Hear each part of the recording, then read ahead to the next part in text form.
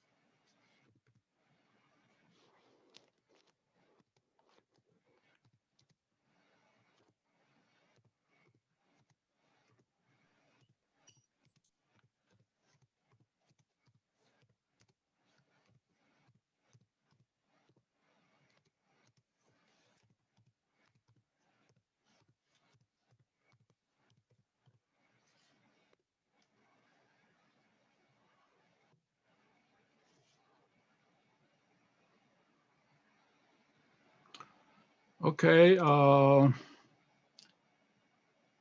여기 열려 있지 지금. 네. 화면 공유에 맨 첫 거냐? 처음 거냐? 네, 0부터 하시면은 아니지. 이거. 이거지.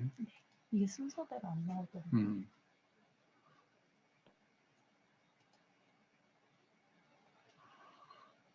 Okay.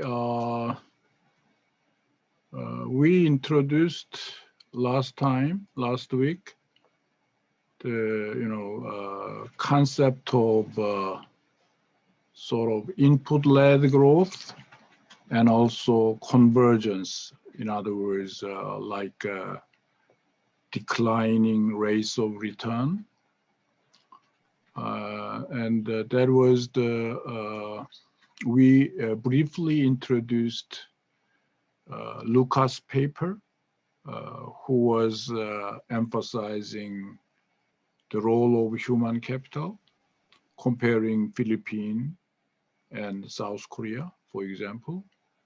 And then we briefly looked at Krugman's proposition that input-led growth, like in East Asian economies, including China and four tigers, Hong Kong, Singapore, South Korea, and Taiwan, and even including Japan, was doomed to slow down. In other words, once population growth is sort of diminishing, population becomes less growing, slowing down growth rate. Also, capital input is slowing down. So many buildings, so many factories after being built, there are no further incentive to build a new factory, new buildings, new highways, new railroads, etc. So ultimately, unless total factor productivity, that is efficiency of the overall economy, keeps growing, the economy itself will slow down. That's the message by Krugman, okay? And this article by Young, Alvin Young, who once taught at Boston University and University of Chicago. And I was invited around this time. I think, as I remember, like 1996, 1997, to be a discussant on his paper. And at Harvard Growth Seminar, hosted by Professor Barrow at the time. And so Young's paper is basically demonstrating Krugman argument or Krugman proposition, we say, or Krugman hypothesis, that is East Asian economies is doomed to sort of slow down. So at introduction in his paper, if you see this, you can see it here that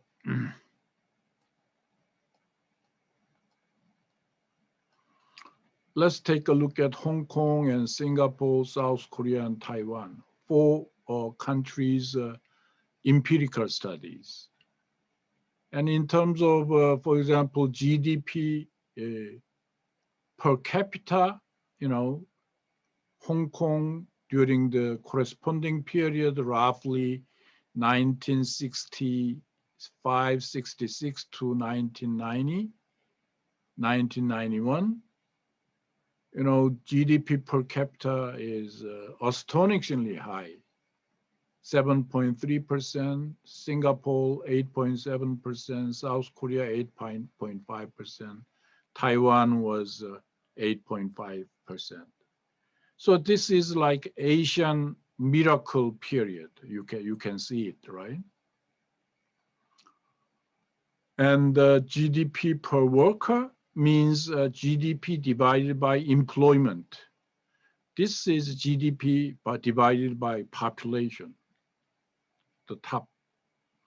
And then the next row is excluding agriculture.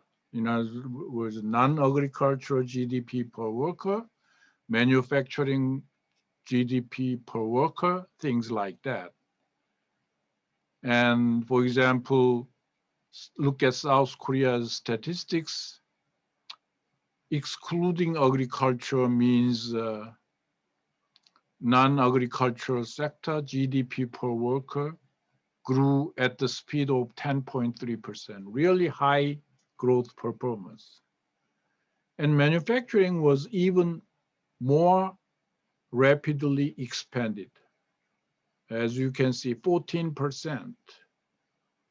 So manufacturing sector growth rate sort of magnified. Okay. And workers' labor participation rate increased during this period from 0.27 to 0.36.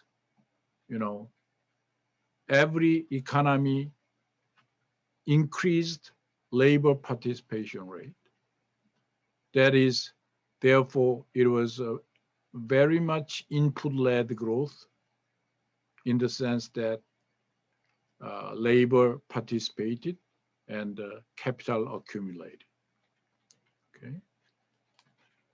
So, for example, here, educational attainment shows that education became very important factor behind these four tigers economic miracle like growth. You can see it. Educational promotion, upgrading in all of these countries. This also shown by chart. For example, this is about Taiwan. And I will just highlight the case of South Korea. In case of South Korea, ratio of gross assets from survey to survey. So mostly these statistics were quoted from my research. And, for example, between 1968 and 1977, the ratio became very high. From 1977 to 1987, again, became very high. This is Hong Kong story, Singapore story, and we can concentrate on South Korean case. So I will just share the economy-wide case. You can take a look at manufacturing, other industry like service. You can take a look at detailed, but for discussion, we can go for economy-wide, excluding agriculture. So this can be defined as non-agricultural economy. So economy-wide, other than agriculture, okay? So let's take a look at not sub-periods, overall period from 1966 to 1990, right? So annual growth rate, that means 10.8%. 0.108 means 10.8% in terms of percentage. So you can take a look at weighted capital increased by 13.7%, for example. Weighted labor means raw labor plus quality. So forget about quality, just concentrate your concept on weighted labor. So about 6.4%. And labor share is the share you need to weight raw labor, I mean weighted labor. So, if you multiply weighted labor by 0.7, 70%, you get labor contribution. So that should be about 40%, 0.4. And you multiply weighted capital 0.137, 13.7%, by 1 minus 0.7 labor share. That should be 1 minus 0.7 should be capital share. So capital share should be about 30%. So if you weight 13.7% of weighted capital by 30%, 0.3, so that should be around 4%. So capital 4%, labor about 4%, output is growing around 10%. So TFP is roughly 2% growth, 0.017. I'm just rounding off, you see. So you can make a growth accounting exercise by looking at this particular row. South Korean economy, time period, 66 to 1990, and output you read 10.3%, weighted capital 13.7%, weighted labor 6.4%, and TFP 1.7%. So Young's argument is something like this. What is relative contribution of TFP to growth? Out of 10.8% GDP growth, TFP occupies 1.7%. So 1.7% divided by 10.8% will be relative contribution of TFP. So if I calculate with my hand calculator, it should be 1.7% divided by 10.8%. I come up with a 15.7% as a relative contribution of TFP. You see, relative contribution means how much this total factor productivity efficiency explains output growth. So as I measured, 0.1017 is 1.7%. You divide that by 10.8%, I get about 15.7% sort of relative contribution of TFP. For South Korean economy during the period of 1966 through 1990, right? Roughly, yeah. Okay, so you can take a look at Taiwan case. You can take a look at similar Taiwan economy.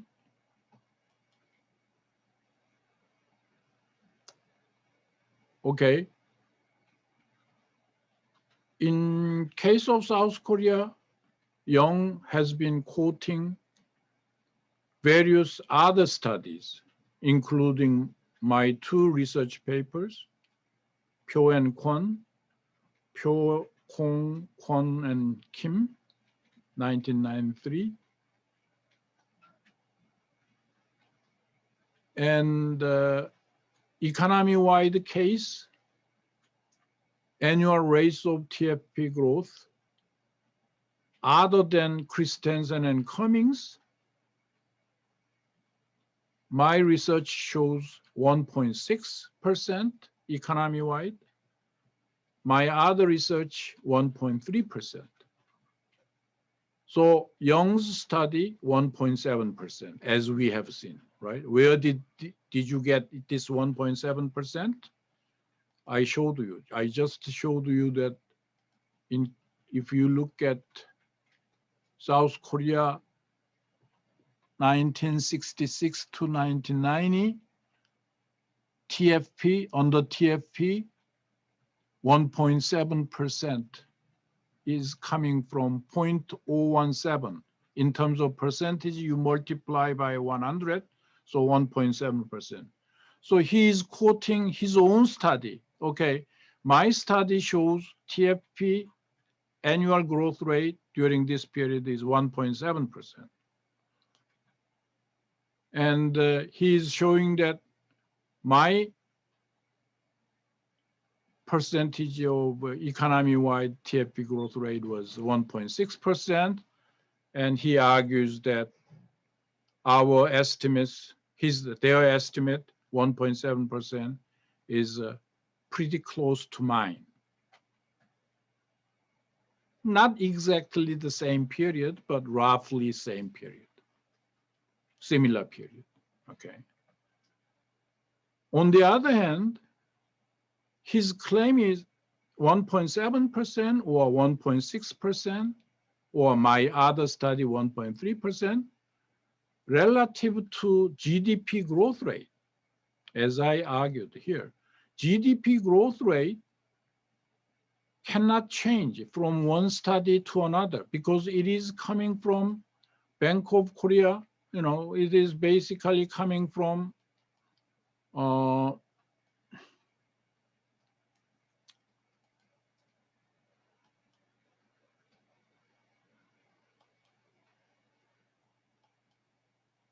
South Korean case, GDP this output is GDP growth rate, 10.8%. Should be the same percentage even in my study, you see? So 1.7% out of 10%, relative contribution occupies about 15%. So compared to capital and labor contribution, it is very insignificant, low level contribution toward overall efficiency. So his conclusion, if you read his paper very carefully, his conclusion is all four tigers, including South Korea, has grown very rapidly, but their growth was not efficiency-based, was not TFP-based. Their growth was rather input-led growth. In other words, accumulation of capital and population growth. That explains roughly 85% or 83% of total GDP growth. The remainder, 15 or 17%, is only explained by TFP, total factor productivity, which is overall efficiency measure of the economy. Okay, So that's why he concluded that Krugman's proposition was right. You see, economy-wise, South Korea 1.7%, Taiwan a little bit higher, but Singapore, Hong Kong, again, roughly less than 20% range of relative contribution.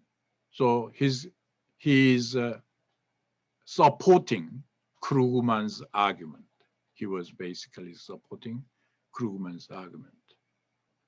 And he shows comparative total factor productivity growth in other economies. Okay. Okay, so this is Young's study and research paper, and that concludes to some extent we will go to Chinese economy, all right? Is this 네, China part Yes. 1 tradition?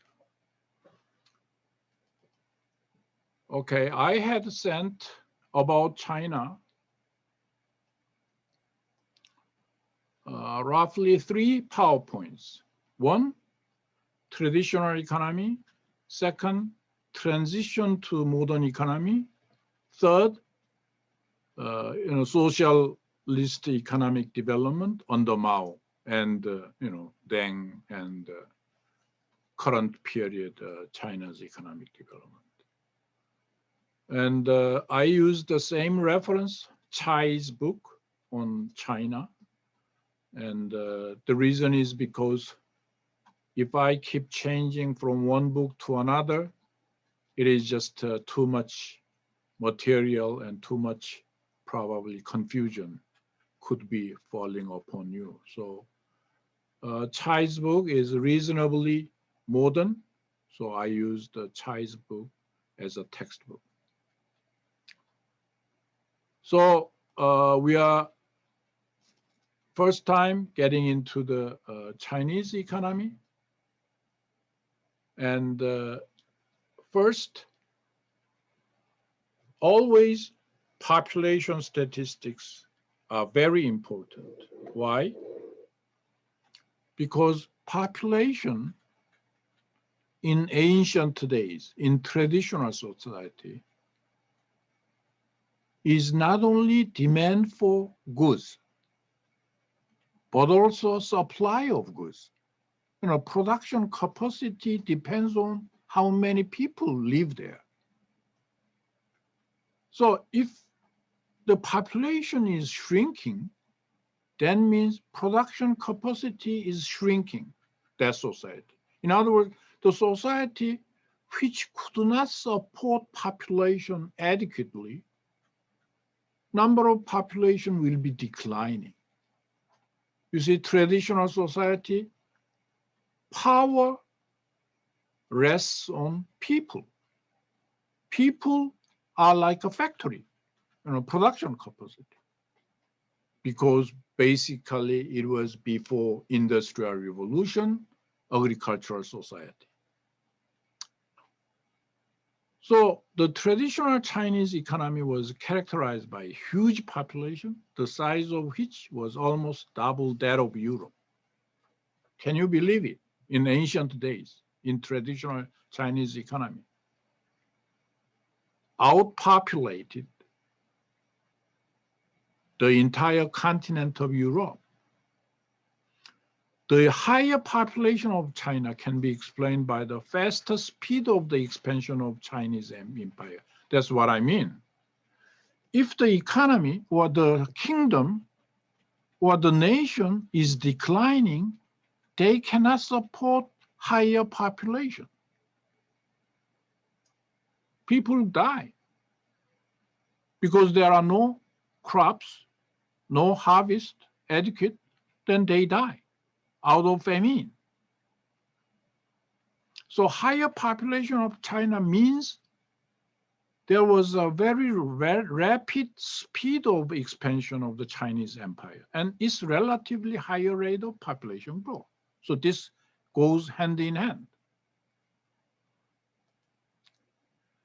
incentive to have more children was high in traditional China because of lack of social old age security. In other words, old age security is what? Welfare policy for the elderly. There was none. Elderly people depends on younger people, younger generation. Therefore, incentive to have more children was high. What happens if you have one child or two children only? What happens if these children die out of famine or out of disease or whatever, pandemic or whatever? Then they cannot support themselves in old age. So what they do as an insurance, they try to have more children. So China's peculiar family lineage system with its associated ancestor worship was basically, it was kind of social security system. In other words, to protect their elderly life from famine or epidemic or pandemic or whatever accidental loss of the capital or their assets by war. One of the best advantage of protecting their family was to raise more children. So the high birth rate was accompanied by a high death rate, of course, due to high infant mortality, female infanticide, and the regularity of both natural and man-made disaster. As a result, the population growth rate was moderated to less than 0.5% per year on average. This is an important number you want to remember, right? This is important. Roughly, you should have about 0.5% population growth rate in ancient traditional society of China. Nevertheless, population density was high, as the population was mainly concentrated in 5 regions, which constituted a small fraction of land in China, but accounted for almost 90% of total population. So population density was very high. Even though land itself was very wide, people lived along Yangtze River because river is the source of production. You need water to irrigate farms, to transport rice from one region to another. You need, you need to live along the river. So along the river, population is densely populated, very concentrated. This exceptionally high population density resulted in low labor productivity in agriculture, and at the same time generated large pool of surplus labor. You remember this surplus labor concept? Last time when I was explaining what? Lewisian turning point, I mentioned about this surplus labor, which is Arthur Lewis turning point. Why do we repeat this Arthur Lewis turning point concept? Is because there was a period in which there are surplus labor exists, wage rate is pretty low. But when the economy moves from surplus labor period toward before industrialization, people get jobs from farmer side, farming side. People are getting jobs from factory side. So unlimited labor surplus is diminishing. So turning point in which wage rate start to increase. Turning point is the point at which unlimited labor supply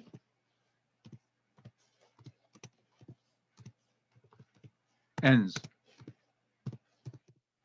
And therefore, wage rate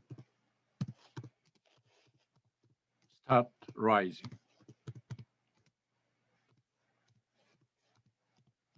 from subsistence level.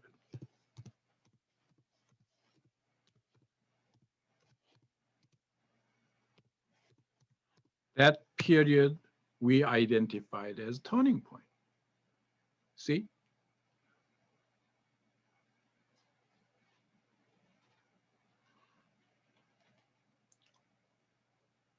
Here is a traditional China's population estimate.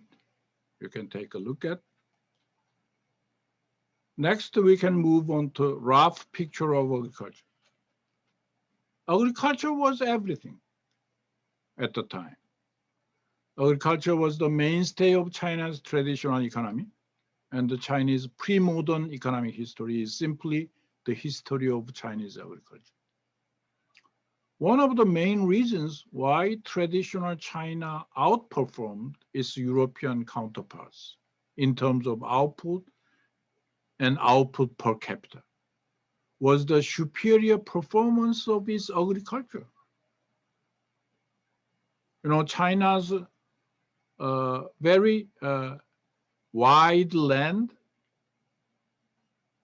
and good quality of land probably resulted in high production capacity in agricultural products. This was in turn due to its better technology, institutional arrangements, and favorable government policies in traditional China. Chinese traditional agricultural performance reached its pinnacle peak during the Song period and stagnated thereafter. So after Song period, China becomes involved in internal war among different kingdoms, dynasties. So their productive performance sort of stagnated after Song period. The land-man ratio worsened due to rapid increase in population, whereas land productivity increased only slowly due to a lack of significant technical change.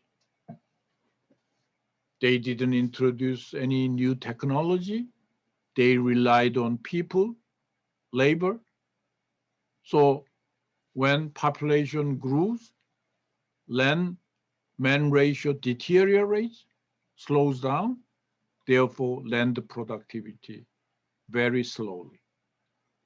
So the productivity increase was just sufficient to offset the decline of the land-man ratio.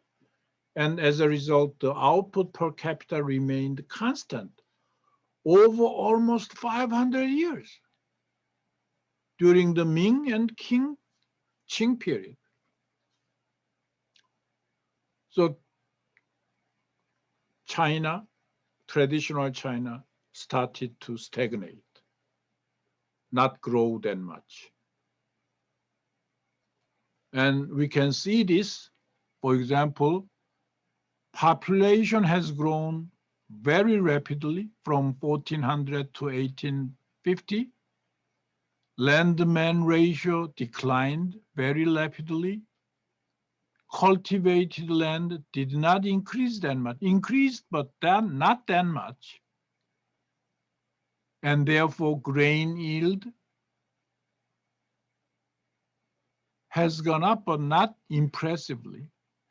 So output per capita did not increase that much, almost stagnate.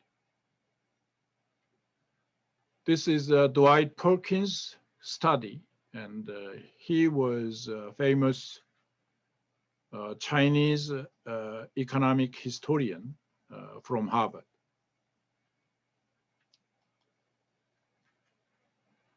How about traditional China's urbanization and traditional industry?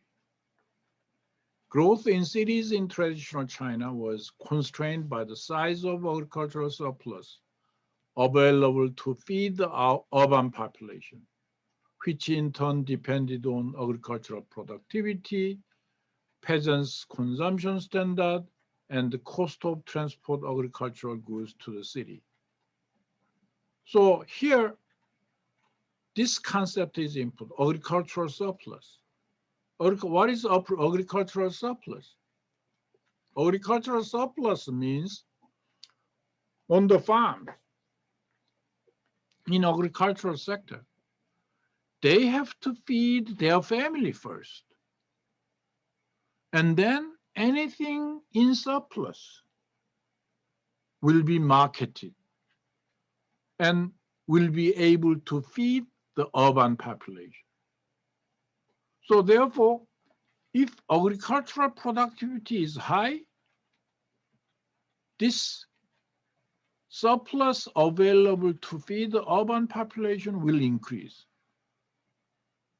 At the same time, if number two, peasants' consumption standard becomes high, if they increase their self-consumption on the farms, instead of 2 bushels of rice, they spend, let's say they eat 4 bushels of rice, for example, then what happens? Agricultural surplus available to feed the urban population will decline, you see? So the cost of transport of agricultural goods to the city, transportation, if transportation cost is really high, they cannot ship their surplus to urban population. So it depends on 3 factors. Availability to feed the urban population depends on these 3 factors. Due to the primitive transport technology, traditional Chinese cities were concentrated along the Yangtze River. That's what I told you just right before. The southeast coast to take advantage of cheap water transport. So Shanghai, Gwangju, that, Yangtze River Basin and southeast coast. Very little development in midland and remote land area. Next, we can take a look at urbanization. Urbanization means metropolitan city-centered development. So the growth of cities is constrained by 3 factors on the supply side. First, peasants' productivity, peasants' consumption standard, and the transport of agricultural goods to the city.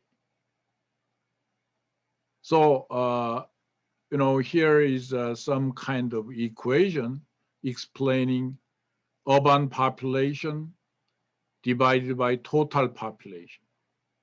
So, this is kind of measure of urbanization. How many people live in the cities? Out of 1 million, if there are 0.2 million people living in cities, this ratio will be 20%, right? 0.2, basically. PA is a farming population. So if PA becomes really high, right?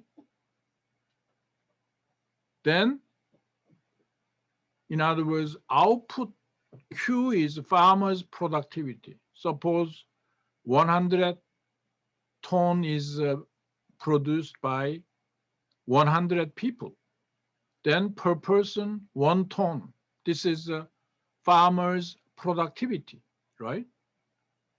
So the more if the ratio really becomes high, productivity is high, this will be smaller. This will make smaller. And therefore, this will become high. So that, in other words, urbanization will increase if productivity is very high, right? What is average farmer's consumption? CA. Suppose CA is very high. Then, as I mentioned here, if peasants' consumption standard is very high, there will be less surplus agricultural products. You see, as we defined in verbal terms. So coming back here, if CA is very high, this quantity will become low, so urbanization rate will be declining, right? This is transport cost. The higher transport cost, the cost of transport of agriculture to the city, that will make this term smaller. So urbanization rate will be deteriorating, declining. Why? Because transport cost of the goods, barley and rice are too expensive. Then people cannot go to urban cities because rice and barley are too expensive to purchase. They better stay on farms, declining urbanization rate. So all this, even though this equation is very simple, it explains a lot of factors affecting urbanization rate. Okay, so please read this part from Chai's PPT that I sent. And this explains terminology, and as I explained. So the growth of cities can be accelerated by lowering farmers' consumption standard, by lowering the CA, by increasing farmers' productivity, Q divided PA. If that increases, this term decreases, that in parenthesis term will increase. By lowering transport cost, if you lower T, that will make 1 minus T greater, making PU divided P greater, higher urbanization rate. Okay. So China experienced 2 stages of urbanization. First phase, due to increased agricultural productivity and surplus, the rate of urbanization rose steadily from 4%, 7.7% in mid-Tang times to 6.5% in the middle of Ming period. What does that mean? Out of 100 people, 4.7 persons lived in the cities in the mid-Tang times. But that urbanization ratio increased to 6.5%, means out of 100, 6.5 persons lived in the city. So urbanization increased very rapidly from mid-Tang times to Ming period. And then we can move on to second phase. Agricultural productivity in China stagnated, and so did the rate of urbanization. So in equation, what does this second phase means? Please look at here. What did he say? This Q divided by PA, population in agricultural sector. So per person output declines as we have read, population kept increasing, but land did not increase that much, cultivated land. So Q divided by PA is the farmer's productivity did not increase, deteriorate, got smaller. If this term becomes smaller, this whole second term becomes larger. And the term in parentheses gets smaller, which means urbanization is slowing down in the second phase. That's what it means, second phase. Okay?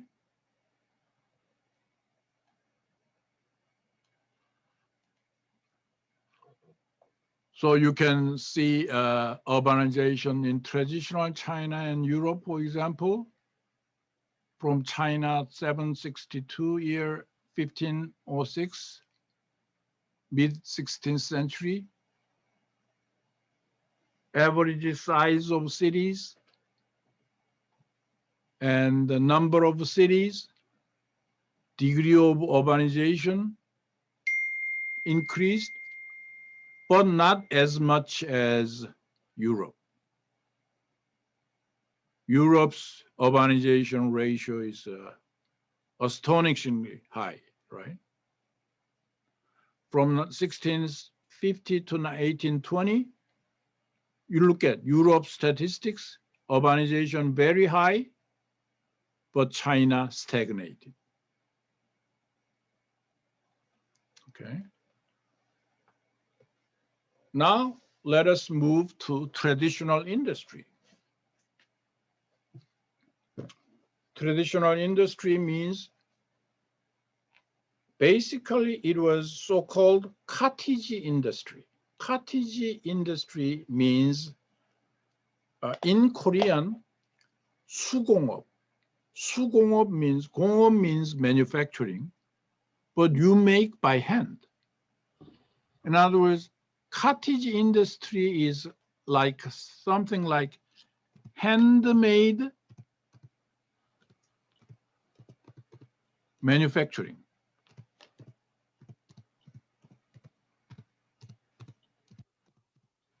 That's what we mean by cottage industry. So it's basically household-based, small enterprise-based manufacturing and support service establishments. Mama and Papa runs a small rice shop, vegetable shop, that kind of family business.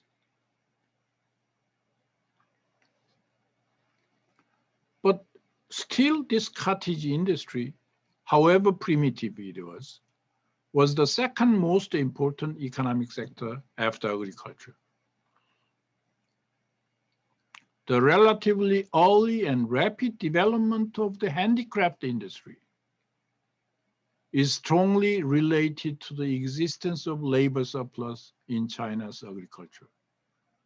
So in agricultural sector, there were too many people, labor surplus. Those people moved into a little bit more advanced industry. You see, cottage industry is almost handmade manufacturing. On the other hand, handicraft industry is a little bit more advanced industry. So for example, in Korean, we used to say 방앗간. 방앗간 means rice milling, small like cottage industry type of operation. But that becomes a handicraft industry. So you put some power milling device there, small or large, a little bit of machines being put into the facility. So the industry becomes from cottage industry to handicraft industry. It's a little bit more advanced. And this handicraft industry is the place where surplus agricultural labor started to move into handicraft industry. Okay. And this shows kind of share of economic sectors in China's GDP. 1890 is a pretty modern period. Agriculture still 70%. And trade and modern manufacturing almost negligible. You see? Dominantly agricultural society in China itself by 1890. Can you believe? That means almost no manufacturing, no service industry other than agriculture. So traditional Chinese farms are family-based. Chinese peasants did not hire labor as subsistence wages and did not operate for the sake of making profit. Any surplus was divided equally among family members. Family wages are virtually fixed cost. So in order to maximize the surplus income above the fixed cost, traditional Chinese farmers tended to maximize their output subject to the constraints of their supply of labor. Okay, so this can be taken a look at. This is a classic figure for kind of neoclassical production function. You put labor into the land and you produce output, but increasing rate of output, diminishing returns. This concave function of F shows diminishing returns, law of diminishing returns. So this shows F curve is equal to law of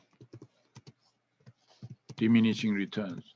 What is law of diminishing returns?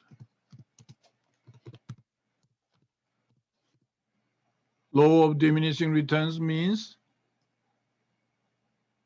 you know, you put more into the input, more people you put, pretty soon the land, the farm itself becomes populated, occupied by the people.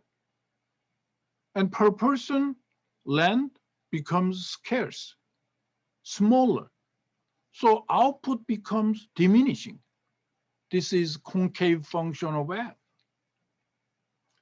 On the other hand, subsistence level of wages keeps increasing. Yeah, that means to support their family, their subsistence wage should be increasing. More people want nutritious food. More people want better food, quality water, and so forth.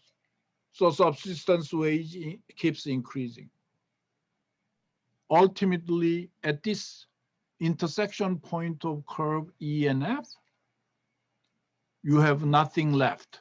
Total output goes out to total surplus wage, subsistence wage, and profit becomes zero.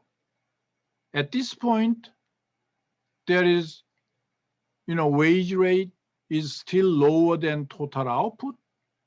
So there must be, this length must be profit.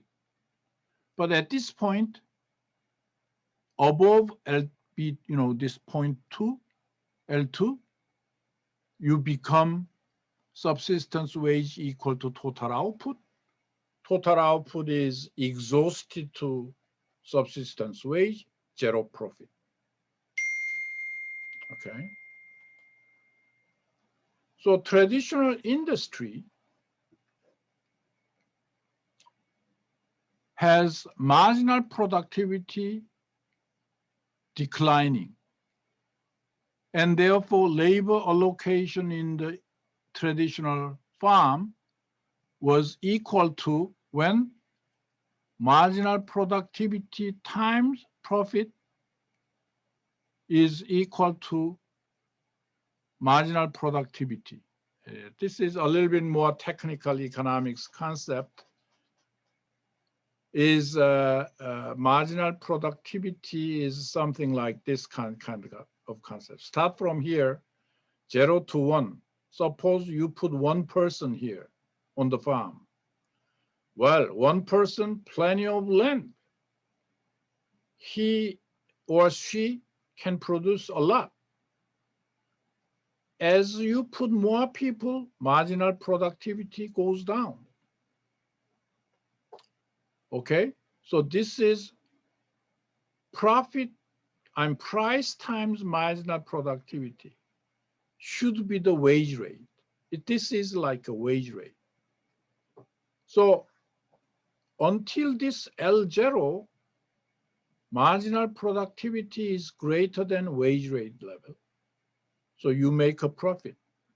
Again, at this L1, profit disappears.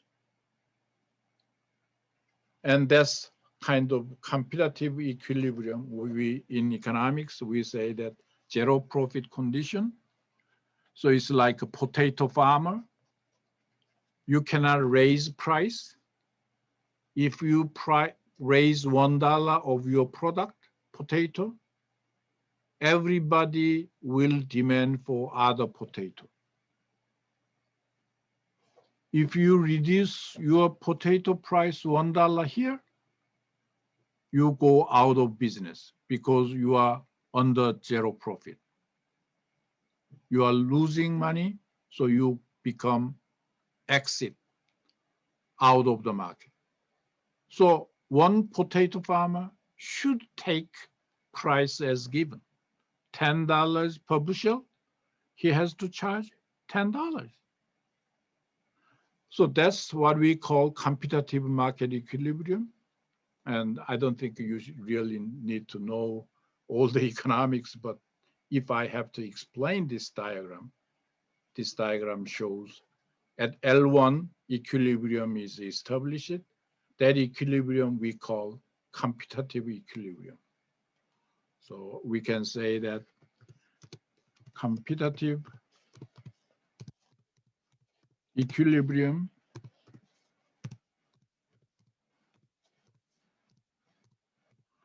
with zero profit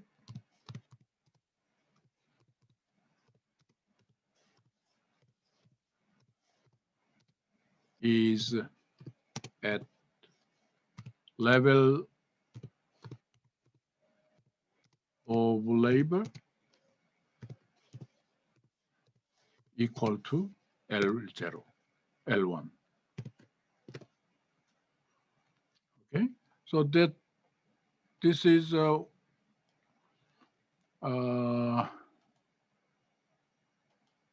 kind of remark that I can put, right? Okay. So we move to urbanization and traditional industry. And there were two phases of urban development in traditional China. During the first phase, due to increased agricultural productivity and surplus, the rate of urbanization was higher than that of Europe, but in the second phase, lagged behind that of Europe, as I explained. Traditional industry was the second largest sector in China's traditional economy.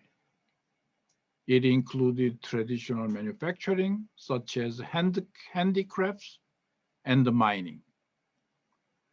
The handicraft industry was highly developed and internationally renowned, owing to the existence of the large pool of surplus labor and the high degree of marketization in traditional society.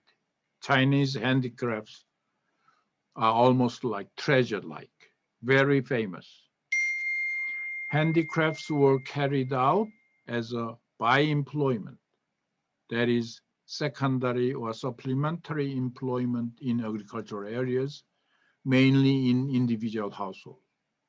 So particularly in wintertime, when the weather is cold, they are not no longer farming, so they move into their cottage, and the cottage industry in which they make handicrafts and try to sell those handicrafts and earn extra income. The putting out system involving merchants and the establishment of workshops with hired labor was rare due to limited scale of production and degree of mechanization due to the availability of cheap surplus of labor.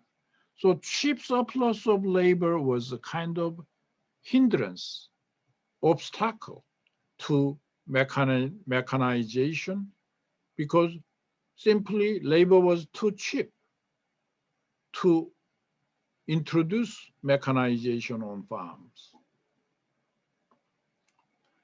Okay. How about trade, merchant trade? Compared to agriculture, trade played a minimal role in China's traditional economy. It consisted of local market trade, regional long distance, and foreign trade. Trade in traditional China was highly developed, yet in spite of this, it did not lead to Smithian growth. Okay. Smithian growth needs some explanation. This is due to Adam Smith,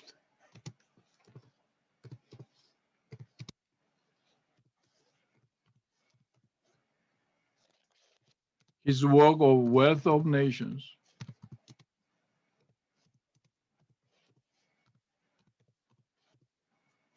He emphasized division of labor.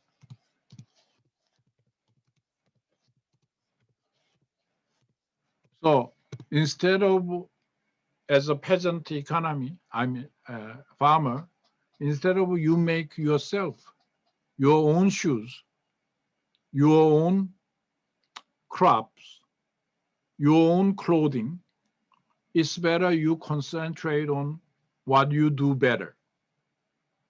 And division of labor means A family specialize in farming, B family specialize in shoemaking, C family may specialize in clothing making, and in the market, you trade. That's what we mean by Smithian growth, based on division of labor. So in other words, division of labor increases production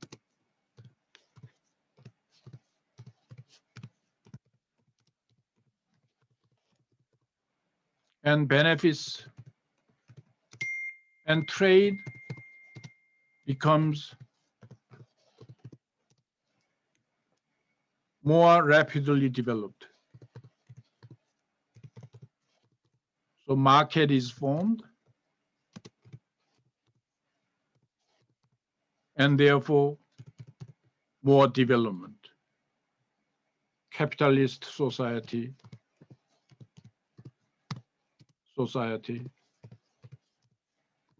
is available.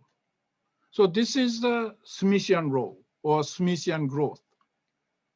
Okay.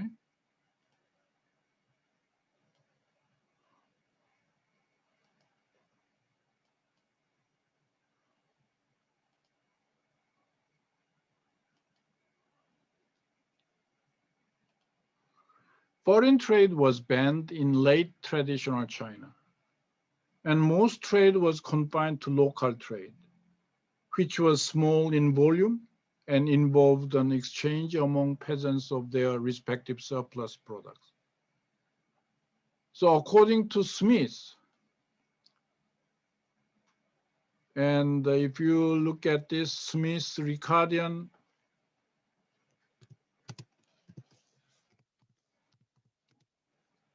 and later Ricardo, they argued for free trade. because it increases welfare of nations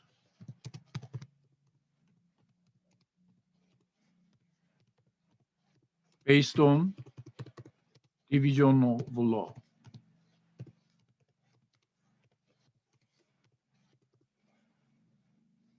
Based on basically division of nations based on division of law, division of labor. And that division of labor is equal to, basically enlarged trading. So division of law makes larger output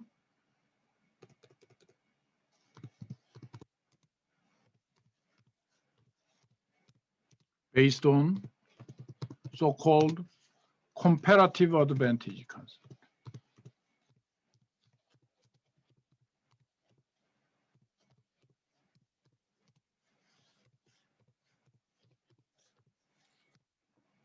For example,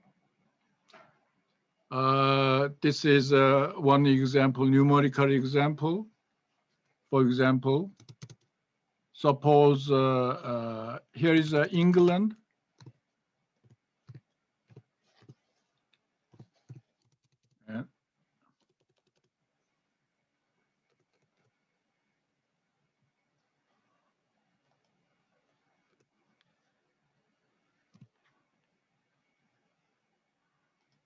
And Portugal. Suppose to produce clothing, England requires 120 people per one lot of clothing. Portugal requires 80 people. How about in terms of wine? England requires 100 people to produce one bushel of wine, but Portugal requires 90. And this is one of my favorite topics and numerical example of in my trade theory course at Seoul National University, in other universities. For example, this is an example. I'm just constructing this example to illustrate comparative advantage. This, you can see from here, you can see it here. Portugal is absolute advantageous, enjoys absolute advantage country.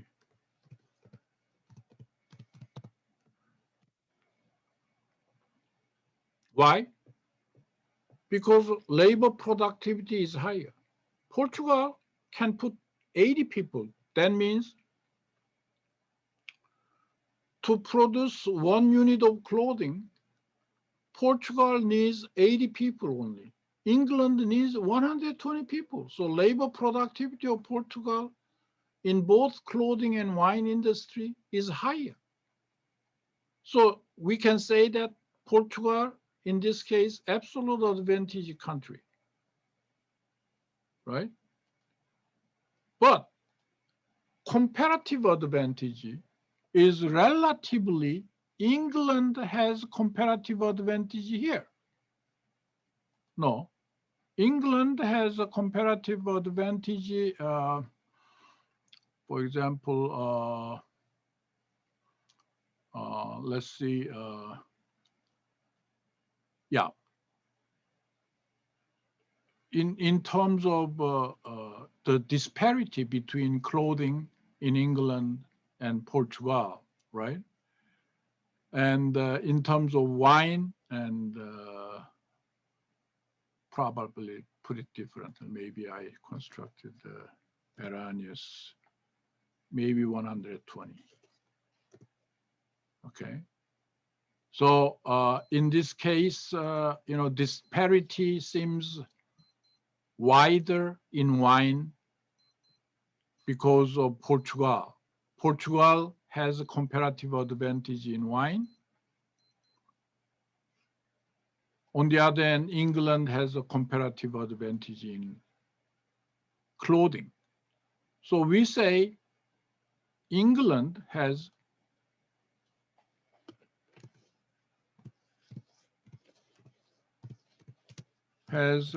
comparative advantage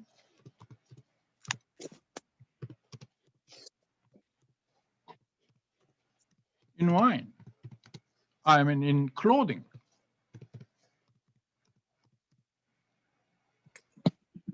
And on the other hand, Portugal has comparative advantage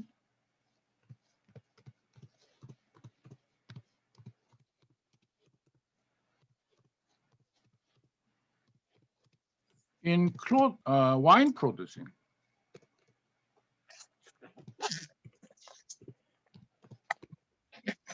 So this is the consequence.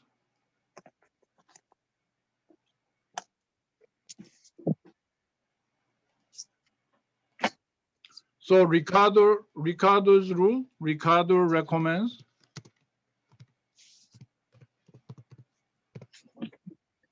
England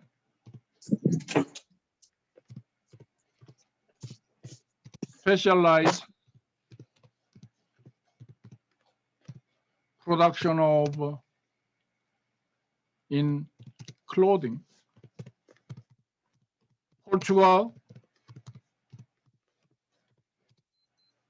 in wine and trade off. That's better than England producing both goods, Portugal producing both goods. This is kind of classic example. Okay.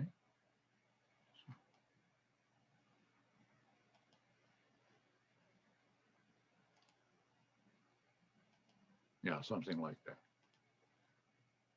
So this here, the important concept is comparative advantage, not absolute advantage. Okay, this is an important concept to remember. So coming back to this, trade in traditional China was highly developed, yet in spite of this, it did not lead to Smithsonian growth. That is Smithian growth that Adam Smith argued in his Wealth of Nations. Division of labor is important to increase production. When increased production occurs, trade can be developed, market can be developed, capitalist society can be developed. So Smith-Ricardo's principle, free trade is better, welfare of trading nations based on division of labor, larger output based on comparative advantage concept. Okay.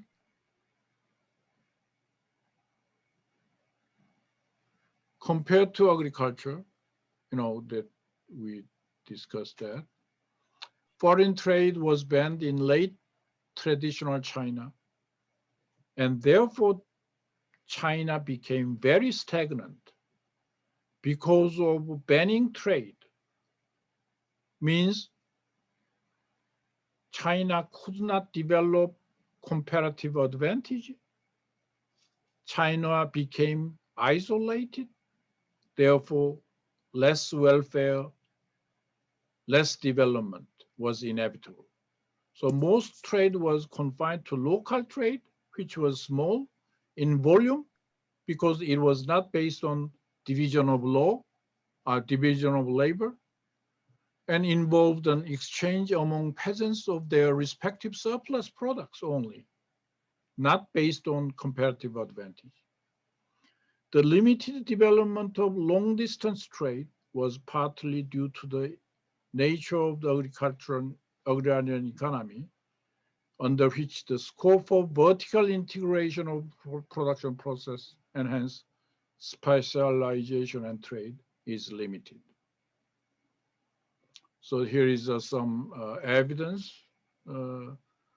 Volume of long distance trade in China in terms of percentage.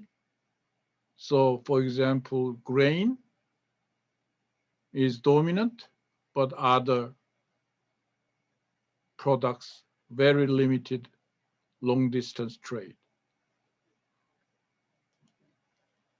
It was also due to the government's negative non-intervention policy toward business.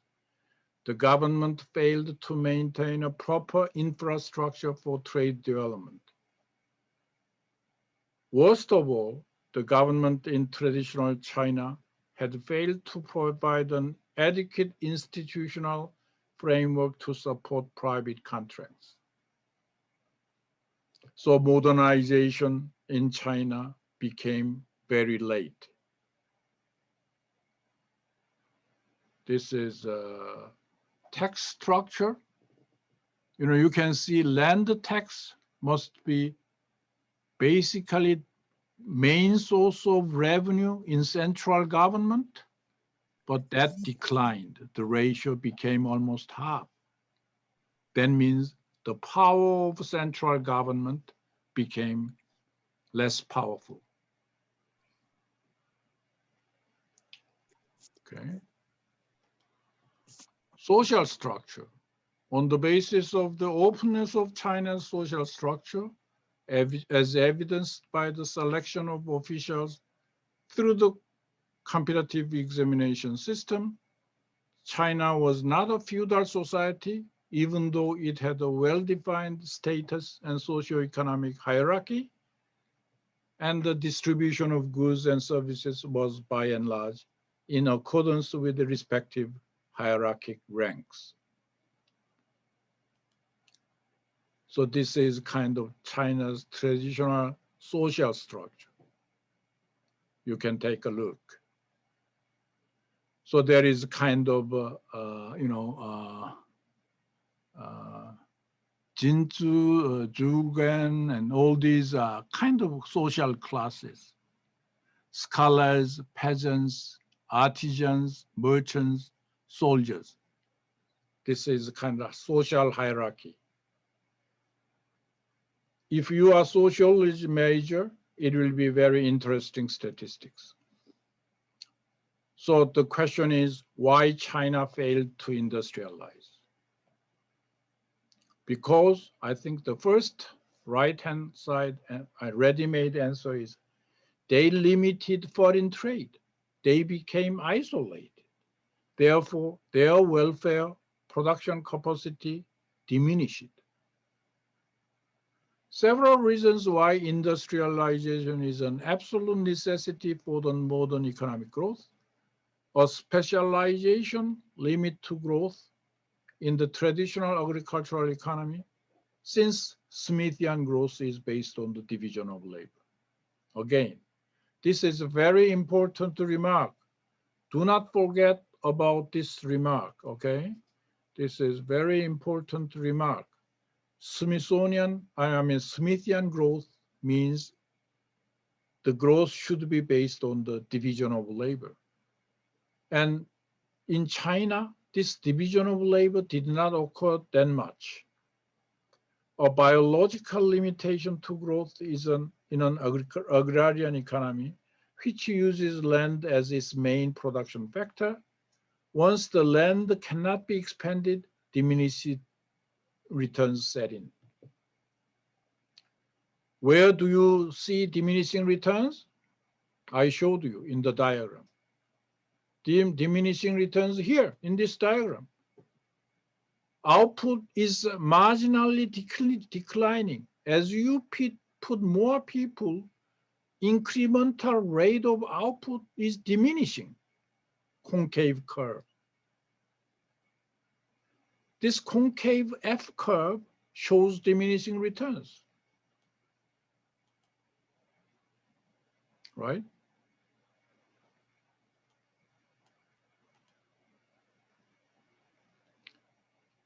This diminishing reduce.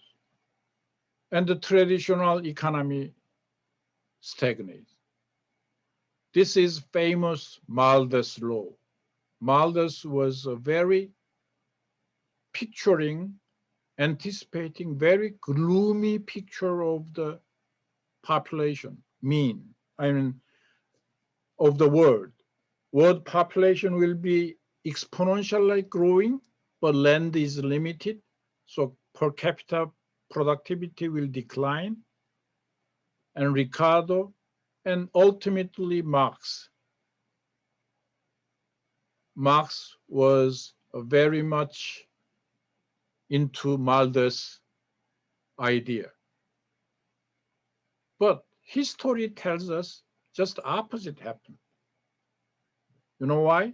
Because both Malthus, Ricardo, and Marx ignored technological development, technological jump up. In other words, they just looked at very agrarian society, population grows, land is limited, so output goes down per person. So it's a doomsday for capitalist society. But against this Ricardo, Malthus, Marx proposition, capitalist society kept developing. Why? Because of technological jump up. In other words, by diagram, I can show you here. This is the picture Marx, Ricardo predicted. But what actually happened, I don't know whether I can draw. Maybe I'll try. Maybe something like this.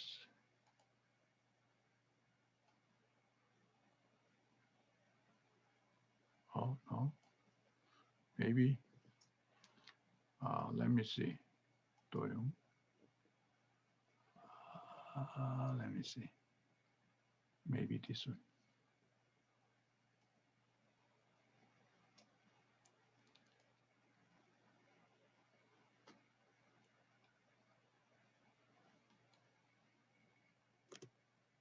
Okay. And this I can picture with maybe. Yes.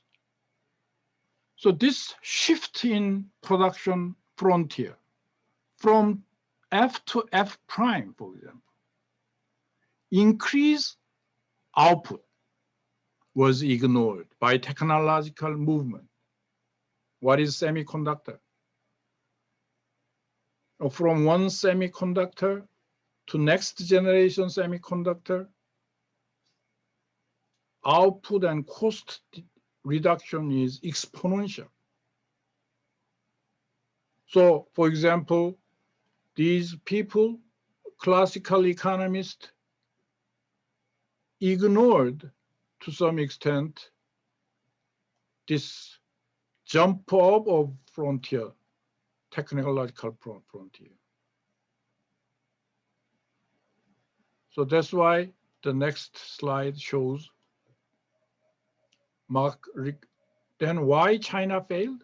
Because, as I have just said, they did not go through breakthrough technological constraints. Though China had many gifted and inventive people, they did not embrace this path of inquiry, since the institutional framework in which they operated motivated them to compete successfully in the civil service exams, and thus to emphasize the study of Confucian classics, but not engineering side, not technology side. So science in traditional China was always a subsidiary subject and was not valued in its own rights. On the other hand, look at Europe. Columbus was there, and famous Italian scientists, Italian engineers. You name any German or French scientists. Compared to those scientific development, and technological advancement in Europe, China got stagnated. High level of equilibrium trap. This is the Elvin's concept in 1973 paper. The agricultural output in traditional China was near its pre-modern limit as a result of diminishing returns, induced by rising man-land ratio within the stagnant confines of traditional society technology. So this is the picture why China failed to industrialize, even though there is a kind of technology advancement, but it was limited in terms of scope. So high level equilibrium trap means you keep moving to higher equilibrium, but still you are trapped. Your production is limited under the trap. You see? And institutional failure too. In late traditional China, the contracting institution was weak, and therefore self-enforcement and community-based enforcing mechanism were the dominant form of contracting in economic and financial exchange. Though transaction costs were high, individuals could protect themselves against exploitation. Thus, a weak property rights institution must be one of the main culprits for lack of economic change in traditional China. These are lack of institutional development. Why China failed to industrialize? Institutional failure. Formerly, China had a long traditional property rights protection. However, the protection was ineffective for the following three reasons.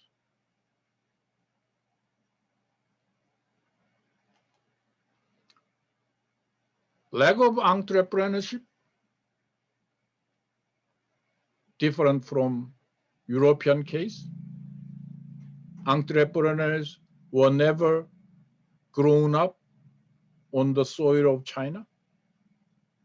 So initiation of change ultimately lies with the entrepreneur, without whom economic growth does not occur. China had many inventors and inventions, but not many entrepreneurs. Like Columbus, the land developer. Chinese traditional society was relatively open. There was no status or class barrier to vertical mobility. Since the reward structure heavily favored the gentry in terms of the status, power, and wealth, everyone aspired to become a scholar and to sit the competitive entrance exams at as high a level as possible. Merchants, engineers, artisans were not respected. Only scholars, educators, bureaucracy were respected. So they could pick up a trade and accumulate savings in order to facilitate their son's pursuit to become a degree holder. Degree dominating society, we can say. So as a result, all effort went into the acquisition of Confucian education. And a lot of talent, time, and resources was wasted on unsuccessful attempts to pursue elite status, to become gentry, with its license for rent-seeking behavior. Rent-seeking is a very economics-oriented concept. What is rent-seeking? Extra surplus benefit. For example, you become Confucian educational man or bureaucracy, then you generate rents. What is rent? Extra benefit. So instead, not only your salary from the government, you get the favors from the government, other benefit, incentive, profit, lucrative information, contracting. So rent is built up. So even though the bureaucracy is receiving $100 per month, his really profit earning could be $500. $400 could be in the form of rent-seeking result. Maybe he can be bribed by peasants, industrialists. We call that kind of rent-seeking activity. And this rent-seeking society becomes very backward. Any rent-seeking society. So you can see rent-seeking society in many developing nations are corrupt societies. Bureaucrats get corrupt money, incentive-seeking, rent-seeking behavior is rampant. We cannot then deny that in modern Soviet economy, in even modern South Korean economy, rent-seeking behavior is not diminishing. So more transparent society can be defined like Denmark, Norway, Scandinavian countries, Germany. All these advanced nations have less degree of rent-seeking activity. You get salary and that's it. There is no corrupt money. Okay. So why China failed to industrialize? Because it became a rent-seeking society. In rent-seeking society, no respect is given to engineers, scientists, because they don't get rent-seeking benefits. So they want to become more elite status, bureaucracy. Because by that status, they can generate more rent-seeking income. See? So this is the introduction to Chinese modernization. Okay, so I will stop here for today's lecture. And I can answer for your questions. I have a question. Yes, Evgenia? Tищенко, yeah. PhD student from Irkutsk. Please volume up your voice. Now better? Yeah, better. I would like to extrapolate your results on nowadays. All we know that urbanization has established some limits for labor allocations from agricultural to metropolitan areas. Does it mean for Chinese economy now that Lewis turning point or Smithian growth are distorted? For example, middle income trap or some others. Right.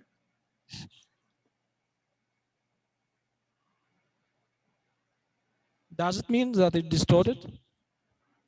The modern Chinese economy? Modern China economy. Yeah, in modern China, all kinds of limitations started to disappear. Nowadays, there is no limitation of migration from farming side to urban cities. no migration limit. Then makes what? Division of law, division of labor, benefit of division of labor greater. Farmers farm. Industrialists industrialized. People want to move on to factory because factory can pay better, higher wages. Now, Chinese people want to work for foreign enterprise, multinational companies, because they pay more. So more talented people are moving from farming to their manufacturing, local manufacturing, and then foreign companies. So that this is very natural phenomena we observe. In other words, China becomes more capitalistic, market-oriented society. Yeah. Next question.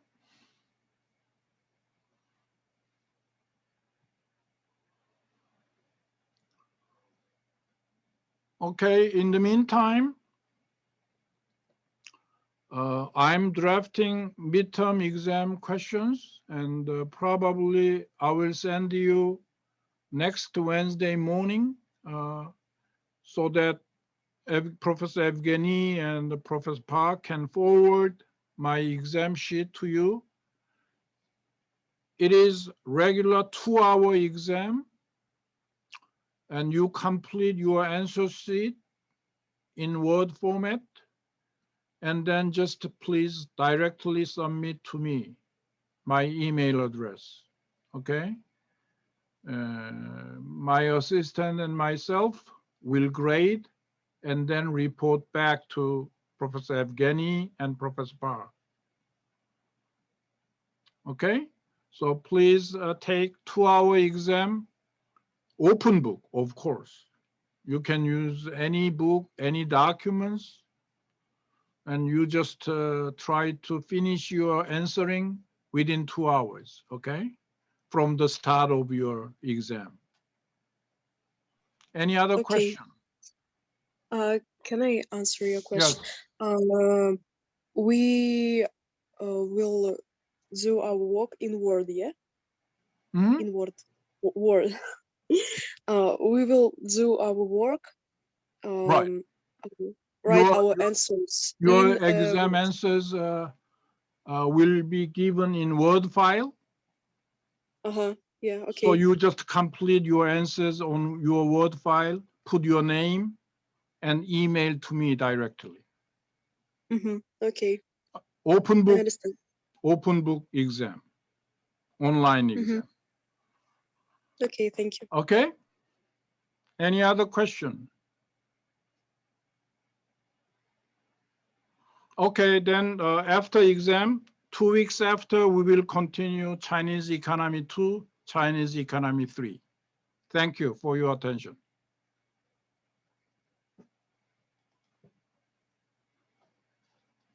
Thank you. Thank you.